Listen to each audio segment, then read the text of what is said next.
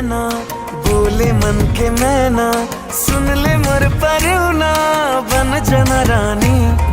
जब ले मिले नैना बोले मन के मैना, सुन ले मोर परुना बन जना रानी। थोड़े के लिए रुक जा रे, कत का जल्दी है, हाँ, मन हो तो रानी। आजा रानी आजा ना, आजा ना आजा रे, गाबो दोनों माया के भाखारे।